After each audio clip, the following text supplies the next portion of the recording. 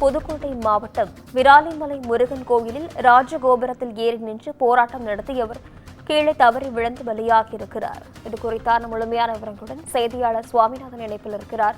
வணக்கம் சுவாமிநாதன், இது குறித்தான விவரங்களை பதிவு செய்யுங்க. விராலிமலை முருகன் கோவிலுக்கு சொந்தமான ஆக்கிரமிப்புகளை அகற்ற கோரி தேசிய கொடியுடன் கோயில் ராஜகோபுரத்தில் ஏறி போராட்டம் நடத்தியவர் தவறி கீழே விழுந்த நிலையில் அவர் பரிதாபமாக உயிரிழந்துள்ளார். அதாவது புதுக்கோட்டை மாவட்டம் விராலிமலை அருகே உள்ள கொடும்பாலூரை சேர்ந்தவர் ஆறுமுகம். இவர் சமூக ஆர்வலர்.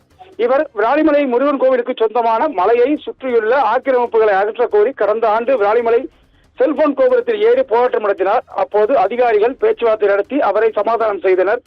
அதேபோன்று இன்று காலை சுமார் 5 மணி அளவில் விராலிமலை முருகன் கோவில் ராஜகோபுரத்தில் உச்சியில் ஏறி நின்று ஆக்கிரமிப்புகளை உடனடியாக அகற்ற வேண்டும், மேலும் மாவட்ட ஆட்சியர் தலைவர் அவர்கள் பேச்சுவார்த்தைக்கு வர வேண்டும் என்று கூறி ஆறுமுகம் போராட்டத்தில் ஈடுபட்டார். இதனையடுத்து தகவல் அறிந்து சம்பவம் விராலிமலை வட்டாட்சியர், கோயில் செயல் அலுவலர் சுதா, விராலிமலை காவல் ஆய்வாளர் லதா, இலுப்பூர் தீயணைப்பு மீட்பு பணிகள் துறை அலுவலர்கள் தொடர்ந்து அவரிடம் பேச்சுவார்த்தை நடத்தினர்.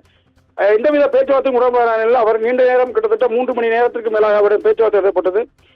தொடர்ந்து உடனடியாக நடவடிக்கை எடுக்கப்படும் என்று உறுதியளித்ததை தொடர்ந்து அவர் கோபுரத்திலிருந்து கீழே இறங்கி முயற்சி செய்தார். அப்போது அங்கிருந்து கோபுரத்தில் உள்ள பொம்மைகளை அவர் தாங்கியவாறு இறங்கி வரும்பொழுது கீழே இறங்கி வர முயற்சி செய்த போது தவறி கீழே விழுந்து அவர் ஆறுமுகம் சம்பவ இடத்திலேயே உயிரிழந்தார்.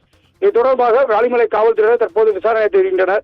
தொடர்ந்து இதுபோன்ற சமூக ஆர்வலர் அவர் தொடர்ந்து ஆக்கிரமிப்பு அகற்ற வேண்டும் என்று கூறிய நிலையில் அவர் இன்று உயிரிழந்த சம்பவம் பெரும் பரபரப்பை ஏற்படுத்தியுள்ளது. நிசா,